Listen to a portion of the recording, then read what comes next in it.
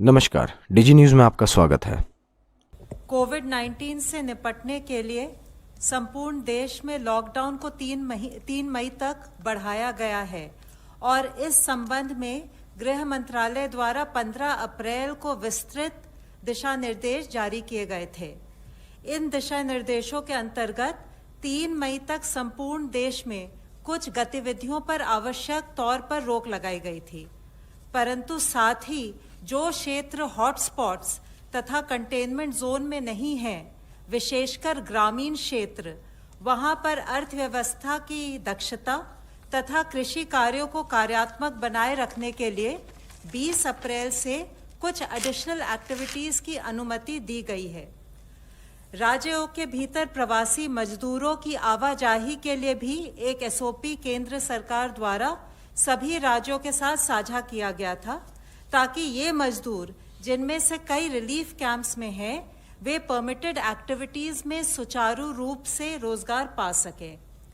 गृह मंत्रालय राज्य सरकारों के साथ मिलकर लॉकडाउन नियमों के सख्ती से अनुपालन को निरंतर मॉनिटर कर रही है। जैसा मैंने कल आपके साथ शेयर किया था, केंद्र सरकार ने हेल्थ एवं मेडिकल इंफ्रास्ट्रक्चर और आपदा प्रबंधन के मुद्दों इत्यादि पर राज्य सरकारों की सहायता के लिए इंटर मिनिस्टीरियल सेंट्रल टीमों का गठन किया है। 4 राज्यों में इन टीमों को भेजा भी गया है। इन टीमों में वरिष्ठ स्तर के प्रशासनिक अधिकारी हैं। Additional secretary to government of India इस टीम को लीड कर रहे हैं। इसके अलावा सीनियर पब्लिक हेल्थ स्पेशलिस्ट तथा नेशनल डिजास्टर मैनेजमेंट अथॉरिटी के सीनियर अफसर भी इस टीम में शामिल हैं। उनकी एक्सपर्टीज को हम राज्यों के साथ साझा करना चाहते हैं, जिससे कि केंद्र और राज्य सरकारों के प्रयासों को एकजुट करते हुए हम कोविड-19 के खिलाफ देश का जो महासंग्राम है उसमें सफलता पा सकें।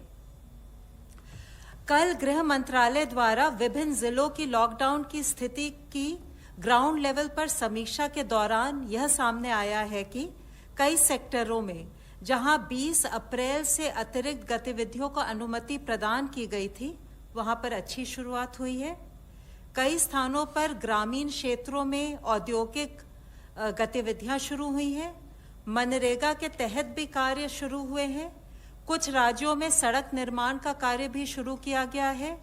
ईंट भट्टों का संचालन भी आरंभ हुआ है। प्रवासी मजदूरों को इन गतिविधियों में शामिल किया जा रहा है। हमें ये भी जान के खुशी हुई है कि ग्रामीण लोग जागरूक हैं और कई स्थानों पर मास्क और गमछा पहन रहे हैं। हम उम्मीद करते हैं कि इन व्यवस्थाओं से ग्रामीण अर्थव्यवस्था को गति मिलने के साथ साथ कृषि और मनरेगा गतिविधियों के माध्यम से मजदूरों को रोजगार भी मिलेगा।